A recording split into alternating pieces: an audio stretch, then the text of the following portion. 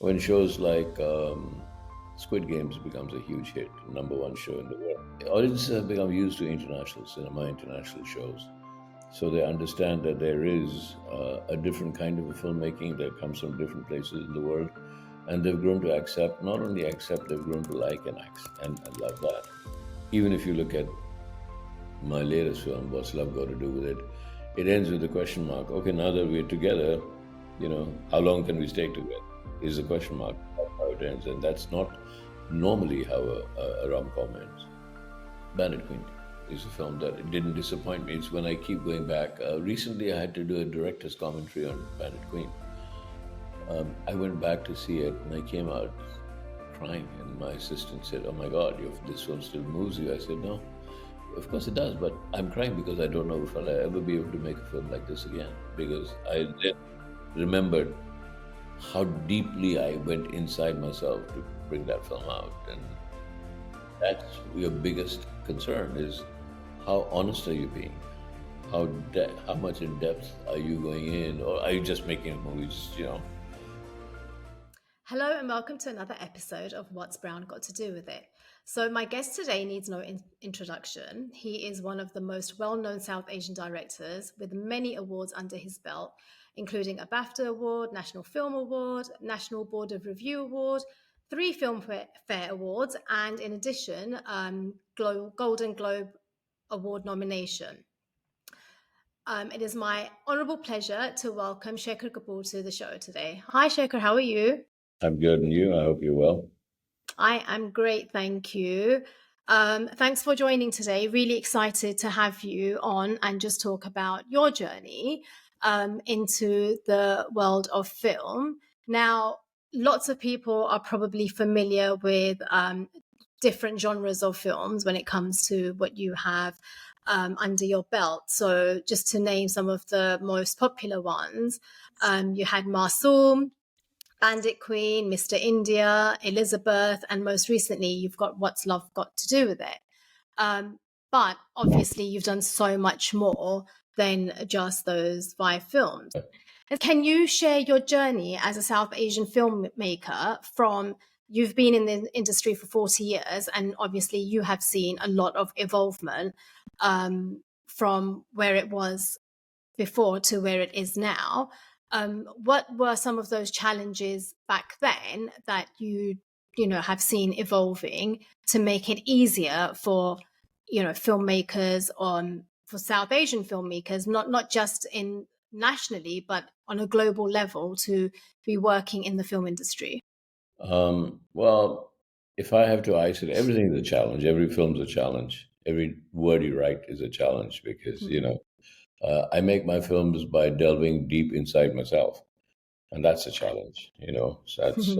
So you really have to put yourself inside yourself on the line, and people don't even see that. They just see the output, right? But Hmm. in challenges that people will understand, if you're a filmmaker aspiring now, it's a bit easier. For us, the challenge was that film was more expensive to make. Now you can actually pick up your camera.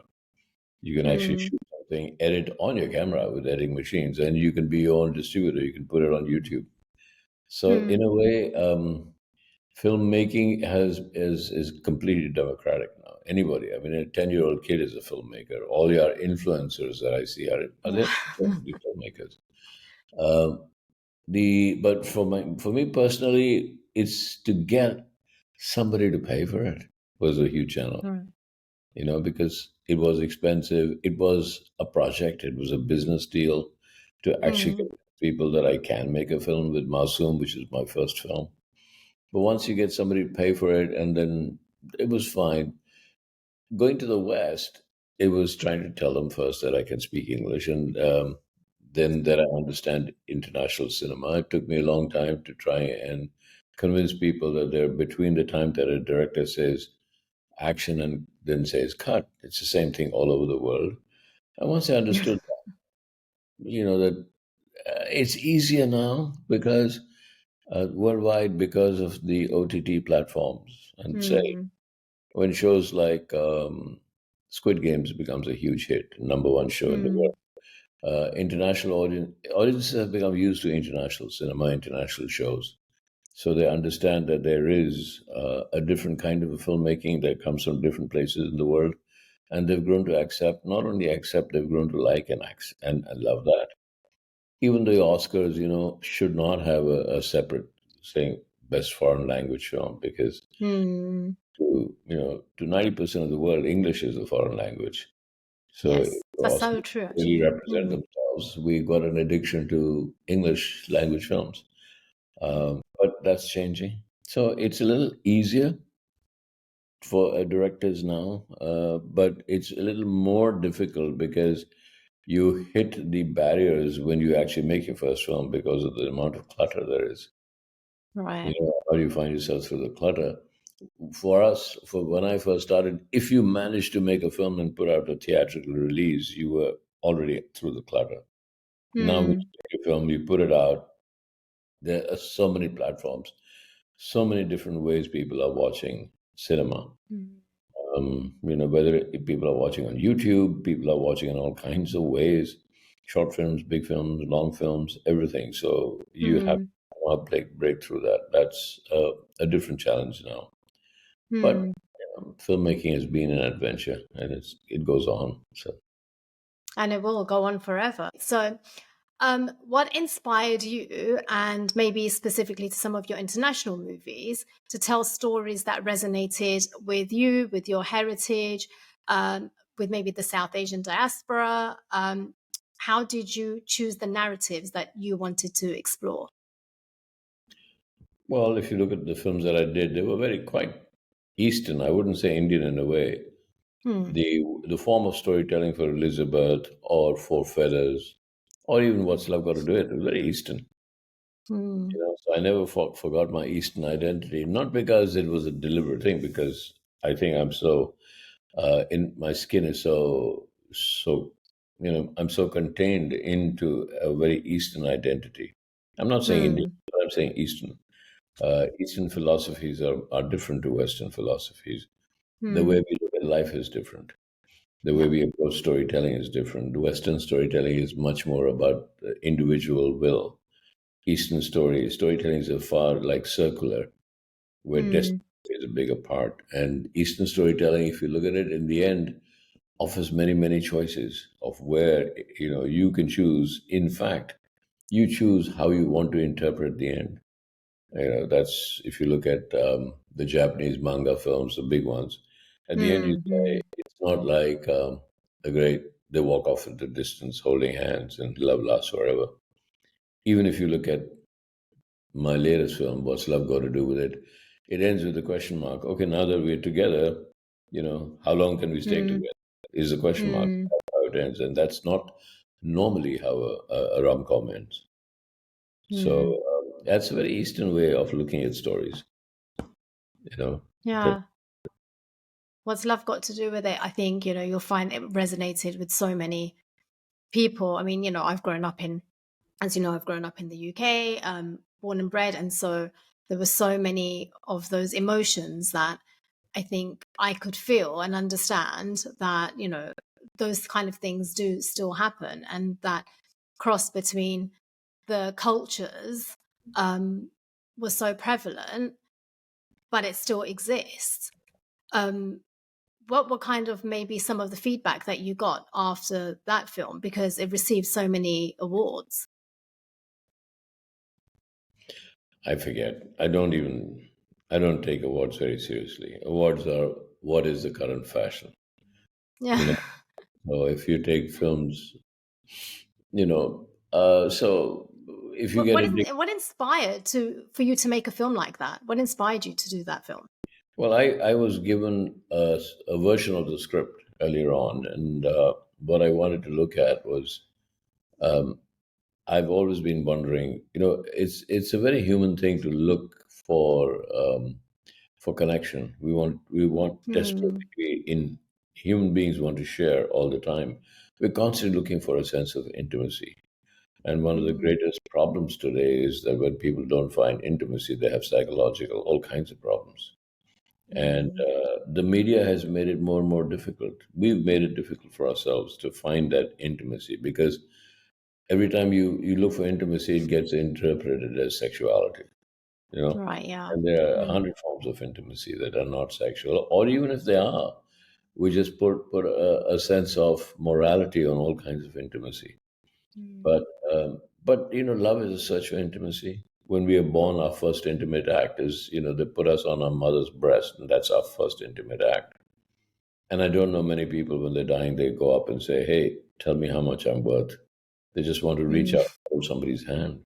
And that's probably going to be our last intimate act. So intimacy is a fundamental need. And um, I I always been wondering, because I wasn't never done that, is dating apps. How do you are you what are you looking for? Mm.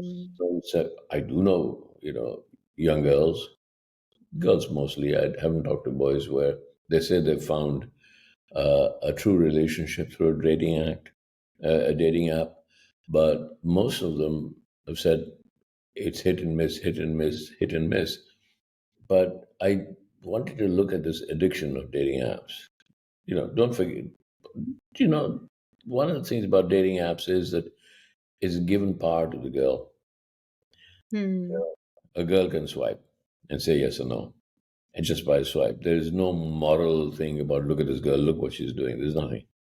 Mm. Same power, same freedom, same restrictions, same issues, same psychological issues that a boy might have about swiping. A girl probably is looking for different things, but that comes after the first date. So what drove me was to try and understand in our society, because every film has to reflect something about society, and in our society, why are dating apps proliferating so much? So to Mm. what are you looking for? It could be people have sex addiction, but that's a separate thing. Most people are not sex addicts when they go into dating apps. They're looking for something.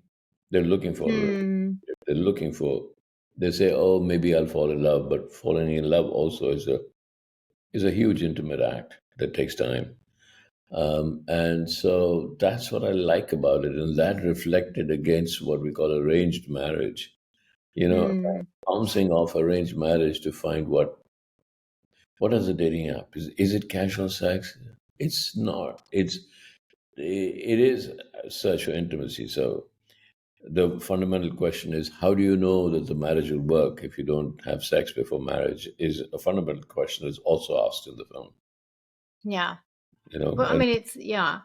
I I would think, want and to. it's Yeah, if I was in my 20s and getting married to a girl, saying, if I'm not allowed to even touch her or, before getting married, then how do I know it'll work?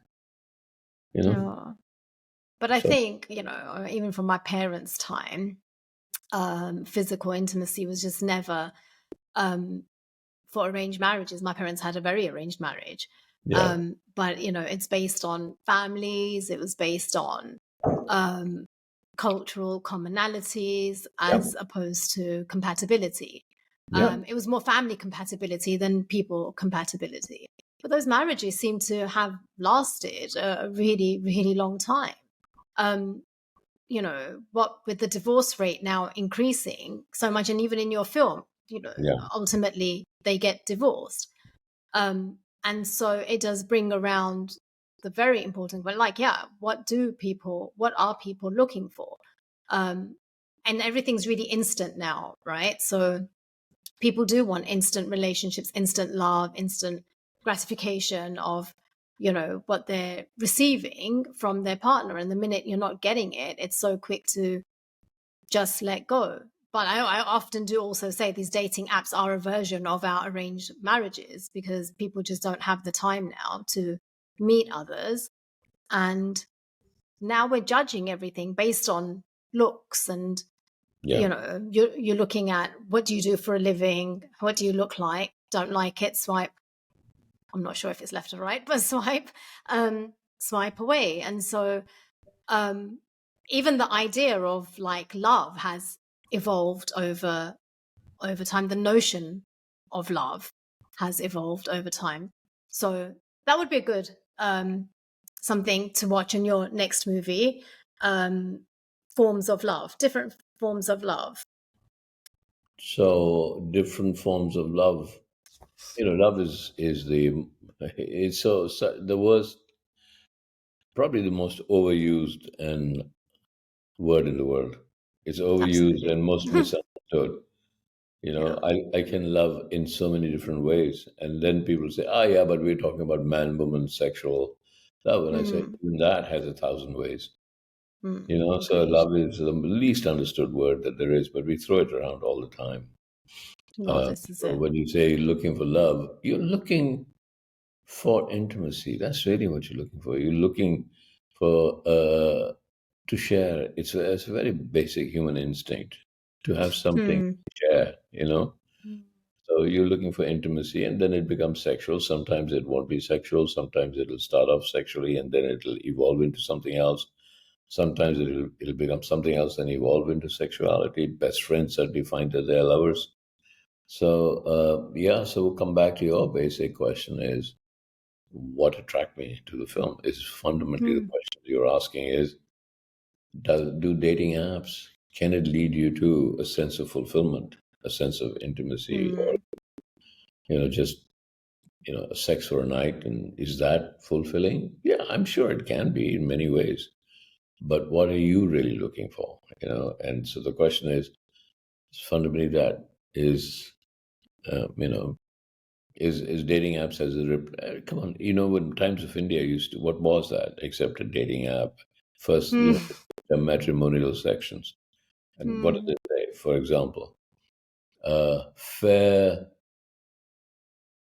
virgin bride, young, with a green card, right?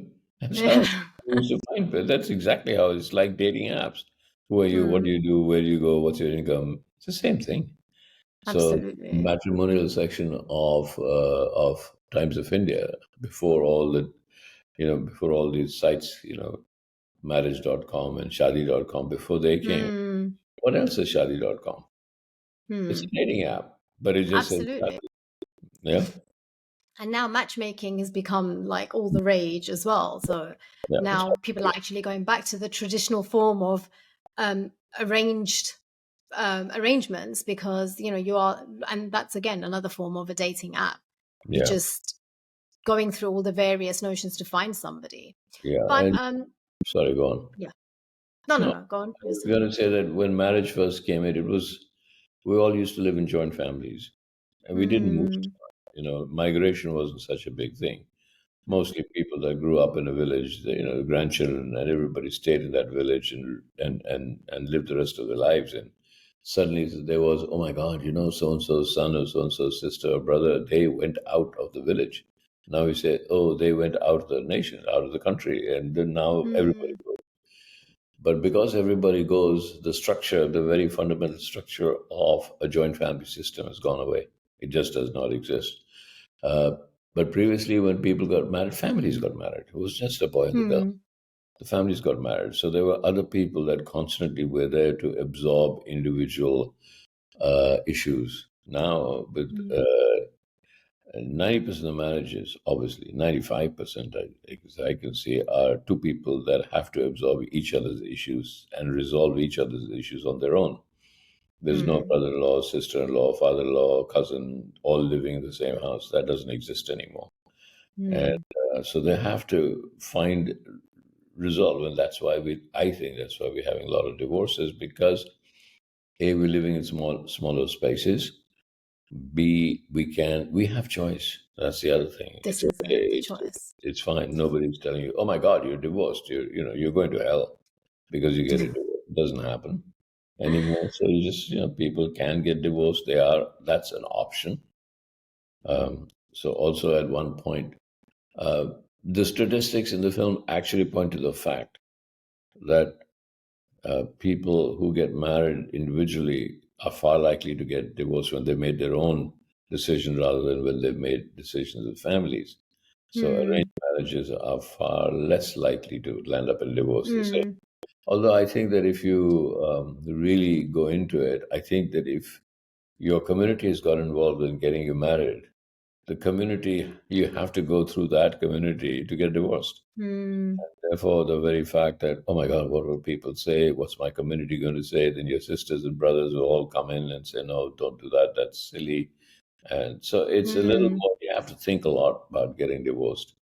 But more and more, it's just two people individually Absolutely. having to make decisions on their own, having to, it's tough. It's tough.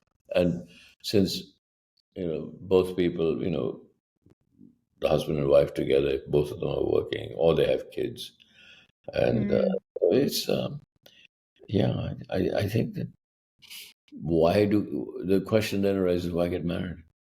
What is this? What do you need this certificate of marriage for? What is it? Is it a certificate to say, I commit myself to it? That's, Mm. that's what you're looking for, is a sense of commitment to each other. But that commitment cannot, it's given the circumstances under which people live today, that commitment is very easy to break because the option is always there. And when I got divorced and I asked my daughter, I said, I hope you don't, your parents. And she said, Dad, and I think she was 11 or 12 then. She said, Dad, over half the kids in my school, parents are divorced. Or they Mm. separately, even if they're not divorced, they're living separately. It's So, very normalized here, yeah. yeah, now for sure. Shekhar, how do you see the representation of South Asians in the global film industry? And you must have witnessed so many changes over the years. How has that in itself evolved? Um, Look at it this way. For what's love got to do with it? It was a South Asian director, and the writer herself and the producer was a woman who was Mm. married to a South Asian, and had so even though I had a far deeper perspective, she also had a perspective. So Mm. even though it was a Western film, the representation, from what everybody tells me, is very true. Um, I have rarely found a non-South Asian director create a South Asian film with characters that I can believe. South Asian. Right, yeah, yeah. But there's so many, so many South Asian directors coming up now that are tackling this, Mm. especially because there's so many South Asians that live outside South Asia now. Mm. So it's becoming a real thing. Um, so, if you look at even this year's some of the best films that came out in 2024, 23, 23. Past Lives. It's a Korean. Mm. It's about Koreans, and one's in America, Mm. one's in Korea, but people are loving it. So Mm. there is whole cinema that is becoming far more popular that deals with the other side of the Suez Canal. Mm. So literally non-white people. Let's just say, because Yeah. why we don't say non-white, non-Caucasian. So Yeah. outside the stories of Eurasians, non-Caucasians, I would say. As far as black people are concerned, yeah, African American or just black, whatever you want to call them, as sort of their stories being told a lot because there's such a large population, and filmmakers Mm. who are telling their stories. South Asians, they're coming into their own now, and I think they Mm. proliferate much more because of South Asian directors. Right, yeah. I mean, not just films now. You've got so many more, not just directors, sorry, you've got so many more actors that, I remember growing up, there were so many actors, well, very few South Asian actors, but they were always given the very typical, stereotypical roles. Yeah, But now you see such a variety of acting. Um, and I do think if someone like Priyanka Chopra, when she moved over to the US, kind of helped to break some of those yeah, um, stereotypes. And I think she paved the way for a lot of South Asians from India specifically to move over and take on some of these actual roles. but then you've got shows like Never Have I Ever, um, you know, showing how communities live in Western worlds. Then, you had a magnificent show like Miss Marvel, Yeah, um, which was such a great, relatable story yeah, for the South Asian diaspora. yeah. But how do the audience in, say, like India take to that? Because there's one thing about Indian cinema, but then seeing South Asians in Western cinema, is that still relatable to them, do you think? You have to, one of the things about Indian cinema is it grew out of from folk theatre. So it's very hugely embedded, that form of cinema. Hmm. Unlike Western cinema that actually grew out from, first started with novels and musicals. But in India, we had a folk theatre form called the Nautanki. And that Hmm. was it was, and then out of that became Parsi theatre. So this Hmm. form of traveling actors and traveling groups that went from village to village performing theater. And then because they didn't have enough actors that they could carry with them, they would pick up somebody from the village to play a comic or somebody to play this and that. And then there would be storytelling and dance and drama. Hmm. The Nautanki, which means, the nine arts, the nine forms of arts all in one form. And it Hmm. went on for 7, 8 days. Sometimes the play would not finish even one night; it would continue the next night. The story would Oh, continue, wow. and the most common form, of course, was the Ram Leela, the telling the story of Ram, which lasted 8 or 9 days. The Ramayana. Hmm. But so there was a folk theatre form that was adapted to a Western technology, the technology of film, of actually capturing it on film and showing it. And so it Hmm. was so natural to our very, who we are, our perception of life, this Notanki, and that has traveled into cinema so and has kept its grip on Indian cinema, on Hmm. the Indians or people living even in Pakistan and around here. It's captured the imagination. It holds the grip because it comes from a fundamentally folk form. So it's been Yeah. so I that's why it's lasted so long, and that's why this form of the hero does comedy and action and superhero antics and emotion and everything is all Hmm. everything rolled into one, and there's music. All of that is it comes. It's a folk theater form that just got adapted to cinema, and people love it, and it is very attractive. You get like it's less and less now. It used to be a great family thing, right from grandmother or great grandmother to kids, they Hmm. all would go together to watch a movie, and there would be something for everyone in there. So it was, they would go to the theater or cinema theater, and everybody would have an evening out together. The family film in India, which is now eroding a little bit, but if you look carefully again at what's love got to do with it, it's a family film. It's a Hmm. and it's a story of the grandmother and the mother and the in-laws and all of that. It's a very, very folk theater form that I've tried in What's Love Got to Do with It. It's yeah. And it was amazing when I talked to young people in my crew in London. I say, "Who's your favorite character?" They would all say, "Oh, Nani Jan, she's just like my grandmother." You know. Yeah. So Actually, yeah, she's great. that folk theater form is leaked into. There's even a dance in it. In the song. Yeah. And what's love got to do with it? Yeah. Yeah, Um, at the Mendi scene. yeah, yeah. It was in the Mendi scene. What was your experience working with like Sajal Ali? She's such a great actress, but this the cross-border kind of connection. Do you find huge differences when you're working with actors outside of India? I think that yes, there's one big difference. Actors outside of India used to be very scared of what they felt could be melodramatic.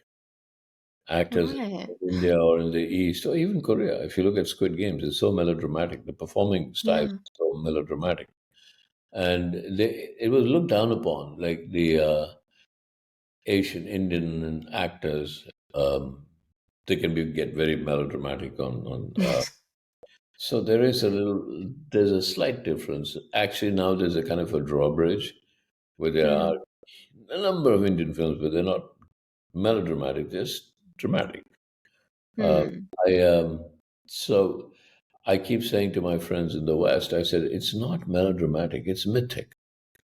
We look mm, upon our lives as mythic ideas. You know, falling in love is a mythic event. Being betrayed is a mythic event. If you look at our dance forms on, you know, uh, the villain that comes in, even in Kathakali, if you look at it where there's very little movement, or the mm. Kerala dance form, but the eyes go up and down, you know. Guys. Mm, The mythic idea of being born, of dying, is mythology, is mythic. So if you look at the West, when people, if you go to a funeral, everybody is trying very hard to be stoic. Everybody's mm, trying very hard not to cry. In India, at least, we have rudalis, the women that come and beat their chest, that have nothing to do with the family, but just to encourage mm, everybody to cry. You know, mm, it's a different way of looking at life that informs our acting styles. We look upon everything, and it also informs our storytelling. mm. We just look at everything as myth. We look at life as a mythic event, and various things in So mythic. interesting perspective. Yeah, Yeah, I didn't think of that, but yeah, it's all about perception. yeah, Um, Everyone sees things differently. yeah. But okay, do you have any specific projects or experiences that you think had a significant impact on your perspective as a filmmaker? I think everything is. You know, I can't isolate this. This had an impact. Everything, every conversation. The people you work with have a significant impact. Hmm. That's what I feel. So, working with Kate Blanchett has a significant impact. Working with Heath Ledger has had a significant impact. Hmm. Working with Emma Thompson and Lily James has a significant impact. Working with Shabana Azmi or Nasiruddin Shah. The, to me, there is the adventure, the physical adventure of filmmaking, having to climb a mountain Hmm. and shoot there. But I make films because I love actors. Um, you know, I and it's my relationship with actors, interacting and sharing. As a director and actor, you share the perception of life. You share Hmm. because you are talking about how to portray emotion, and therefore you are getting to know them. They're getting to know you, and you are actually parasiting into each other's emotions. I parasite into actors' minds.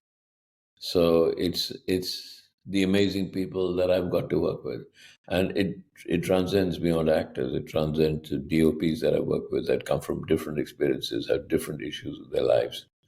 You know, so Hmm. to me, it's I am I am blessed with the fact that my work involves deep connections with actors and writers, and it wouldn't work without that. So everything has Hmm. been an amazing experience. Even my films that didn't do well, or I came away bruised and shattered and disappointed and humiliated. All art is an act of it's an act of great courage and act of great humiliation, both. You Yeah, know, of course. Is there a which film do you think you were most disappointed with? You had the most expectation from, but well, every film has moments that you had a lot of expectations that did not fulfill. But so if you look at success and what other people say, of course, mm, um, Elizabeth, Mr. India, Masoom, Bandit Queen, what's love got to do with it? So it's from the outside perspective. mm, But then you look at it from from inside myself perspective, and I would say um, Bandit Queen is a film that it didn't disappoint me. It's when I keep going back. Recently, I had to do a director's commentary on Bandit Queen, and it's 4 5 years ago. The film was made 30 mm. years ago. I went back to see it, and I came out crying. And my assistant said, "Oh my God, this film still moves you." I said, "No, of course it does, but I'm crying because I don't know if I'll ever be able to make a film like this again. Because I Oh then wow. remembered how deeply I went inside myself to bring that film out, and." Hmm. That's your biggest concern is how honest are you being? How much in depth are you going in, or are you just making a movie? Just like a lot of the films Hmm. that I'm watching today, like they're not made with. Okay, I'm not going to talk about other filmmakers or other films, but talk about myself. So I would say that Bandit Queen, for those that had the courage to watch it or have the courage to still watch it if they want to go out and watch it, it's the toughest but the most fulfilling film I've ever made. Uh, Hmm. even though people in India will say Masoom is his best film, people in the West will say Hmm. Elizabeth is his best film, and now people will say, well, he really captured the international diaspora with, he rewrote the genre of rom coms in what Hmm. to do with it. And I remember Martin Scorsese saying to me one day, I had this conversation with him, and he said, in Elizabeth, you breathe new life into the genre of historical drama in Elizabeth. And I said, Martin, I didn't even know there was a genre called that. I've never looked at it. Yeah. And I think that one of the reasons that What's Love Got to Do It has been so well received is because I didn't even know I was making a rom com. I can't see it like Ah.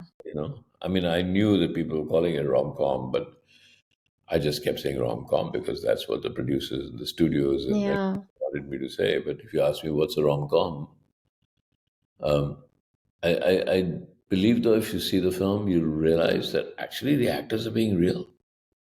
Hmm. James and is giving a real performance, and so it's everybody. I'm asking everybody to be honest, even Hmm. if they're funny. Be honestly funny, funny and honest. Hmm.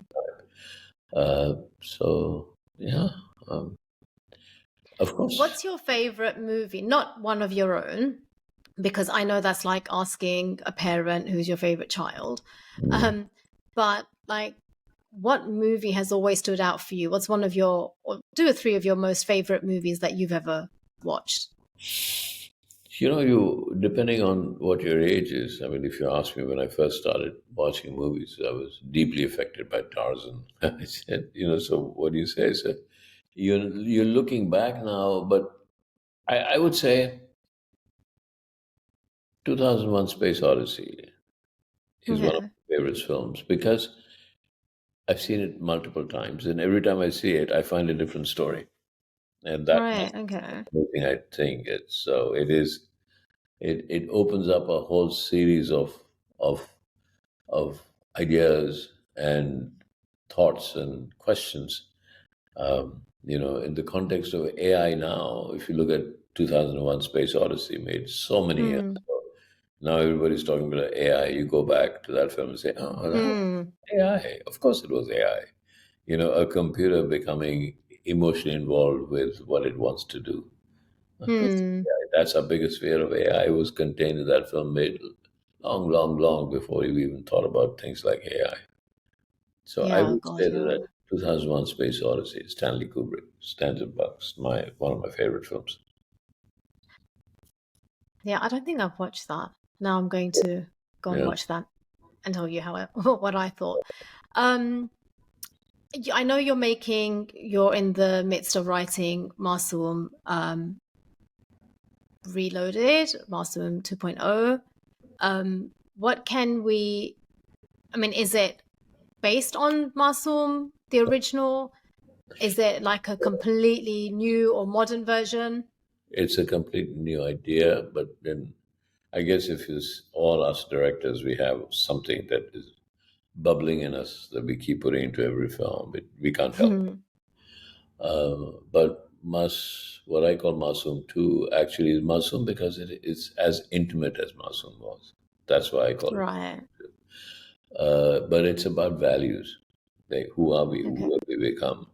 We see a great painting, and before we even think about, nobody asks, "Oh my God, that's a Van Gogh. It must be worth $250,000, $2 million, or something." Hmm. We've started to look at everything in terms of money.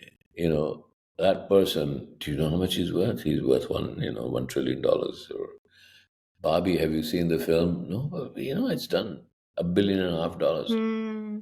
This whole thing about box office, when did that become such a big thing? I'm just talking about Hmm. art. You know, Hmm. all art is now measured in value, but it's gone to other spaces. We measure people by, oh my God, how well is he or she doing? It's just like, Hmm. what are they worth? In Yeah. monetary terms, what are they worth as human beings? We don't worry about that. You know, so this film is basically driven by my questioning this idea, and but it's very intimate in terms of it asks a question: when did a home become a house? When did a house become property? When did property become real estate? So the Ah. home that you built, when did it become real estate? How did it's just you start to think of it in a different way. A home is built of memories. You know, Hmm. what value do you put on memories? A home is not just walls. A home is emotion. What value? So I've had a personal experience with it that my parents built a house that actually my sister lives there, but they built it at a time when it was cheaper to buy land and Hmm. make a house. But the effort that I remember my parents going through was huge. They didn't just Hmm. give it off to. And now regularly I get people and say, "Oh my God, that house is worth so much," and I Hmm. do you know that that house was worth X? That was huge. Now it's fallen. Every year, people come to me and say, I'm saying, you don't even know. You don't even know what value do you put on the house. Let's talk about it as home. What Hmm. value do you put on a place that contains such beautiful emotions, angst and memories and love and passions, and Hmm. how do you value that? So, and we value it as real estate. Now suddenly Hmm. everything is valued like that. So I want myself and I want the world to confront that in this. Hmm.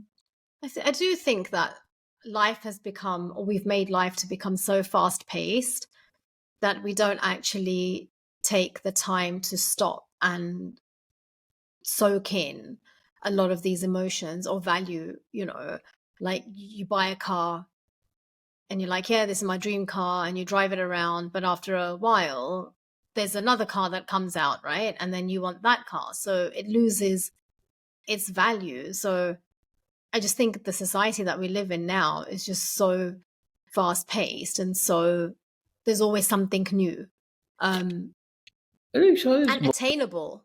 I think it's more than that. We see ourselves reflected off other people's eyes. Yeah, We don't go inside and say, "Oh, what does that so and so think about it? What so and so think about it?" We've yeah, lost the idea of ourselves. That's what's really. yeah, yeah. Keeping, I mean, especially in this region, keeping up with the Joneses is such a big thing. Yeah. So much is based on materialistic goods over here that sometimes it's hard to break away from, I don't know, reality. Yeah. Um, this is not what we're going to be left with. Mhm. But very, very quickly, I know we're almost at the end. How do you think the film industry, both like outside of South Asia, like India, and internationally, further promote diversity and inclusion? Because there's a lot of, even within India itself, there's still space for a lot more diversity. Well, I don't think Hollywood is in the name of diversity. They haven't really promoted diversity. Hmm. I don't. I think it's a non-subject because it's more or less how the society views people. Let's look at it that way. Or that if you look at diversity of, let's say, Asian brown faces getting more jobs, that's one way to look at it. Of course, that helps a lot. But when you say within India, what is it? Is it we've never had that thing that a blind man must only a blind man can play a blind man. You know, Hmm. we've never had that because we people from all kinds of races have played different races. Biharis played Punjabi all the time, and people have Hmm. come up from low caste can play a Brahmin. We've never had that problem within India. So I don't think that Mm. diversity issue is a yes. It has a lot and still does exist. How we view women in screen. Women have always traditionally in Indian films been the suffering wife. Because that was how the society perceived women. Mm. And but and so it was made simplistic. So she Mm. would try, and whatever the husband did, she would follow the husband's feet, the lover's feet. Mm. But that's changed.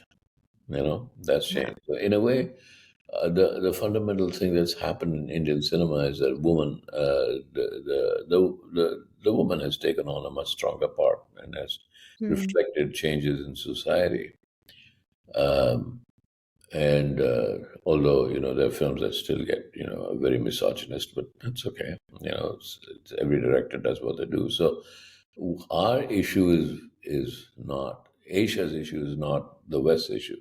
The West issue is that for so long we only wanted to see white faces on screen. That was it. Mm. That was it. That's what we call diversity. But if you ask me, so there has to be. If you ask me, if somebody had said when I made Elizabeth, you have to take an African actor or a black actor, I would probably say no. I mean, she wasn't black, right? So, Mm. but because what diversity should mean is telling stories that are diverse. And through Mm. telling of stories that are diverse, then casting people that fit into that diversity. So once again, let's go to what's love got to do with it. It cannot. It was Yeah, it was diverse because there were white people and Asian people in it. But that was inherent in the story. So what Hollywood Mm. has to do is to tell stories. You don't tell stories of Marvel kind of stories and take them to Africa and say, oh, look how diverse we are.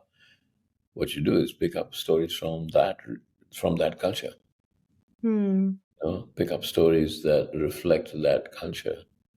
Um, there was. I keep talking about a film called Zulu a lot. I don't know, you probably weren't born when it came out, but Mm. Michael Caine. It was a story of these white, uh, very apparently very brave white men in Southern Africa that were uh, that stood up to what they at that time showed were hordes of native black Zulus, Right. the Zulu nation. And I grew up thinking, oh my God, Zulus are just savages. It's not Mm. right at all. It wasn't true at all. So what they should be doing is telling the stories of inherently of the Zulu culture, of the Zulu story, Mm. not the white man's view of Zulu, or not the Marvel white view of what a big black story should be. I mean, it was a great film, but it wasn't. You know, Mm. so Marvelization of African culture or Marvelization of Indian or Pakistani culture. We Mm. It's coming like um, some Indian films obviously are very, very Indian culture specific, but there was some beautiful films. I remember last year, I was surprised it didn't get more at the Oscars. Was what was it about the woman who was a trans woman and a Pakistani boy in Lahore falls in love with her. It was a beautiful film, Joyland. Joyland. Films like that. So Yeah. it's never going to be Hollywood saying, "Wow, wow, look, this is our diversity thing." It's Mm. films like that comes in and sweeps the world in its emotional quality. The way white Hollywood went out and conquered through its marketing the world, there will be a reverse thing now. Um, Mm. the fact that Squid Games, nobody said, "Oh, it created diversity," because of course it did. Of course, Mm. no, it wasn't the intention. It was that intention. Look how diverse we are. It was like nobody's looking up with a flag. So that flag waving, chest beating is what I think it's silly. Yeah. So very lastly, I ask all my guests before the end of the show, and that is, what's brown got to do with it for you? So what does being brown mean to you? I don't look upon myself as brown. I look at myself as Asian. Hmm. There's a certain culture of being Asian, the way we look at life as Asians. And when I meet my Chinese counterparts or Japanese counterparts, or Korean, Pakistani, and I often talk to them is how close our forms of storytelling are, and our Hmm. forms of storytelling and our culture. So I look at myself as brown, not Asian. I look at myself as Asian. It's Asian, not brown.